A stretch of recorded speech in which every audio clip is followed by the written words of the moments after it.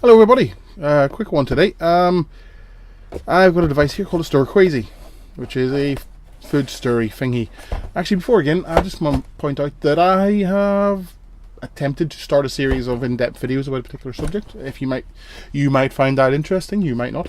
The first one I did was I put up yesterday, so if you're watching this video, it'll all be up there, about the link between map making and the theatre. So you might find it interesting, you might not. Why don't you have a look anyway? Anyway, back to my usual stuff, which is just looking at tat.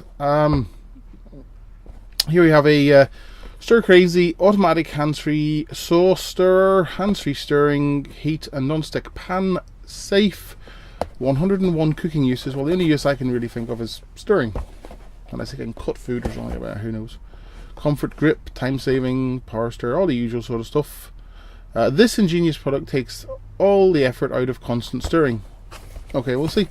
And of course it's got the As Seen on TV logo, which is your guarantee that this is an absolute pile of crap. So let's have a look at it. Yeah, it looks like an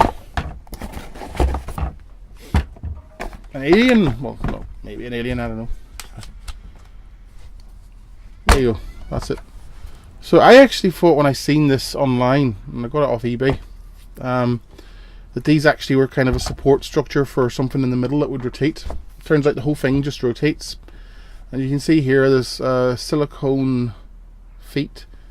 I'm going to say I don't know how much of a food grade silicone that is. It'd probably be okay with a wash, but it doesn't look like the best quality silicone in the world. And you got this little thing here, which I'm assuming is what pushes the food around to move it, the sauce. So that kind of ties in there, and this comes off for easy washing in the dishwasher or whatever. But if you look in there, you can actually see there is a gap which food is going to get into, and it's not going to be cleaned out very well. So I actually think that this would be a breeding ground for bacteria and viruses and God knows what else. If you want to get Botox, this is probably the way to get it. I'm not talking about... Oh, hold on. Ah, there we go. Yeah. There's just too many little nooks and crannies here to catch food. Because these don't come out. Oh, they do? Oh, I tell a lie. Still, I just don't think these are... It's good enough for food use. I would have my doubts using this long term. Let's see if I can put this back together again without wrecking it. Easier said than done. Did I just break it? I think I might have just broken it. Oh, there we go. So, in action, how does it go? Well, like I said, I thought this was a support for spinning, but no, it works like this.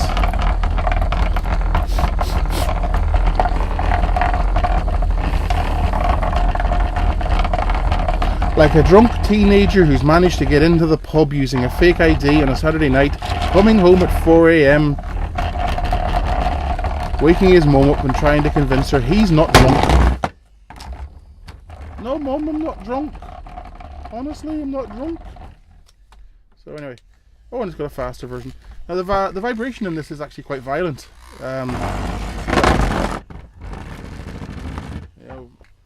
Pretty certain this has been repackaged and used as some sort of a pleasure toy, if you know what I mean. So I'll put this on to one side. It takes 4 AA batteries. I can't see them lasting very long, to be honest with you, a motor of that sort of violence. I'm assuming that this works by having basically a standard DC motor that's offset. So you have a DC motor and you've got your spindle coming out and you attach a bit of metal to it, but you attach it in a way that makes it unbalanced. So it sort of gradually follows a circular path. Let me find a screwdriver that will work for this. There we go. Let's have a nosy. So it's really got cold lately. Like, October's been a weird month here. First week, lovely and warm. Didn't feel like October at all. Now we're getting into the sort of like really cold nights, but strangely hot days. So it's like actually beating down with sun outside right now. But 2 hours ago, it would have phrased the hookies off you. So, yeah. We haven't really had a bad winter in Ireland for a couple of years. So what have we got? There's a go. DC motor. I need to prise this out somehow without damaging it. How am I going to do that? Flathead screwdriver when you need one. Might be a bit too big. Let's see what bigger pliers do that. Need bigger pliers. They're never to be found when you need them, of course, because that's just always the way it is. Here we go. That should do the trick. Oh, there we go. Yep. It's an offset DC motor. So it's basically very similar, but on a larger scale to the vibration motor you get in your smartphone, or your mobile phone, or your cell phone, depending on what part of the world you're in. They have a small DC motor. It's tiny. It's like the size of the tip of that pair of pliers. It's tiny, and they have a piece of it's a DC motor that spins at a regular speed. There's nothing fancy about it, just very small, and the spindle is attached to a piece of metal which is off center. So if I just switch this on, whoa, you can sort of see that I'm having trouble holding on to it. And it's going at a fair old pelt, so if I leave it on here, yeah. So that's how it works. Really quite simple. I don't know if I'd call it ingenious. They've basically scaled up the vibration motor from a mobile phone. Now, if the vibration motor in a mobile phone was the piece of metal sticking off the end was bounced, you wouldn't feel anything. You might hear a slight buzz, but you certainly wouldn't feel anything. And I've gone and broken it. Oh well, never mind. I was going to test it. Okay, can I solder that back on? I might be back in a minute. And we're back after a quick bit of soldering. Of course, it was quite hard to do because they used the thinnest gauge wire possible. Typical. But anyway, and my soldering technique is appalling. But anyway, so it's back and working again. So let's test this bad boy out. So I've got a bowl here. So it's a little Pyrex bowl. Put that in the middle.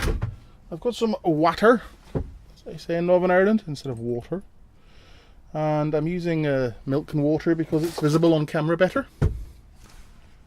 And oh, by the way, one of the things I've learned is don't use milk for moistening your sponge when you're soldering. It stinks. Trust me on that. So I'll do is I'll kick it off. Away it goes, and I'll drop in some red food colouring.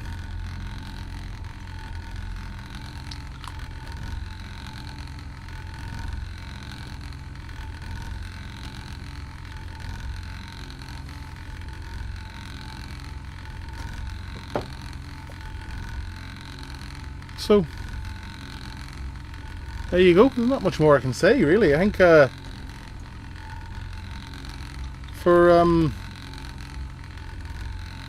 stirring liquids, yeah, it does the job. Can't see it lasting very long. I think it would really struggle with thick stuff, like if you're trying to mix a stew or whatever. I do think there's also one other fatal flaw in addition to some questions of hygiene, in that it's not very long. No, it's like when I stir stuff, I usually making a big pot of soup for the family of 4. So it would be a lot deeper than that.